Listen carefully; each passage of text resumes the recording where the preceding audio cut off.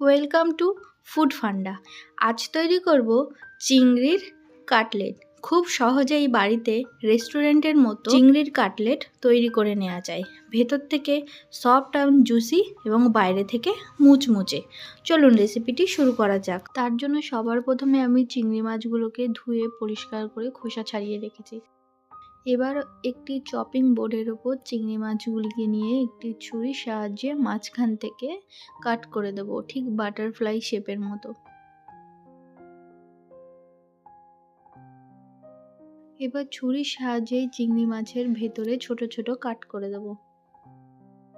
এভাবেই সব চিংড়ি মাছগুলোকে কেটে নিতে হবে। সবকটি চিংড়ি মাছগুলি আমি কাট করে নিয়েছি। এবার এতে দেব 1 চামচ লবণ ও 2 চামচ ভিনেগার। এই দুটি উপকরণ দিয়ে খুব ভালোভাবে একবার ম্যারিনেট করে নেব। মাছগুলি ম্যারিনেট করা হয়ে গেছে। এবার 10 মিনিটের জন্য রেস্টে রেখে দেব। এবার তৈরি করে নেব একটি পেস্ট। তার জন্য আমি এখানে নিয়ে নিয়েছি ধনেপাতা, আদা, রসুন, পেঁয়াজ ও কাঁচা লঙ্কা।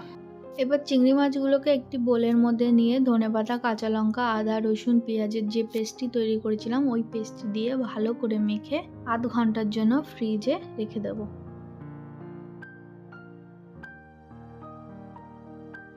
এবার একটি বাটিতে 2টি ডিম ভেঙে নিয়েছি। তার মধ্যে দেব সামান্য লবণ, কাঁচা লঙ্কা, ধনেপাতার পেস্ট। এই দুটি উপকরণ দিয়ে খুব ভালোভাবে ডিমের সাথে ফেটিয়ে নেব। এবার একটি প্লেটে কিছুটা ময়দা নিয়ে ম্যারিনেট করা মাছগুলিকে তাতে একবার করে কোট করে নেব।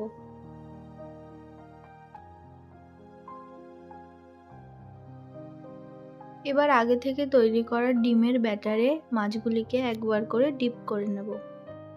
এবার আর একবার করে ব্রেড ক্রাম্বসের মধ্যে কোট করে নিলেই কাটলেটগুলি ভাজার জন্য তৈরি হয়ে যাবে।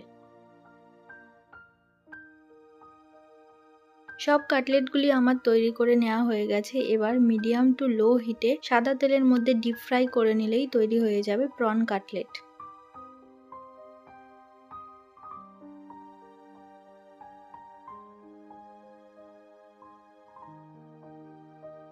ভিডিওটি যদি ভালো লেগে থাকে তাহলে অবশ্যই একটি লাইক করবেন। আমার চ্যানেলে নতুন হয়ে থাকলে চ্যানেলটি সাবস্ক্রাইব করতে ভুলবেন না। নতুন নতুন রেসিপি দেখার জন্য অবশ্যই পাশে থাকুন।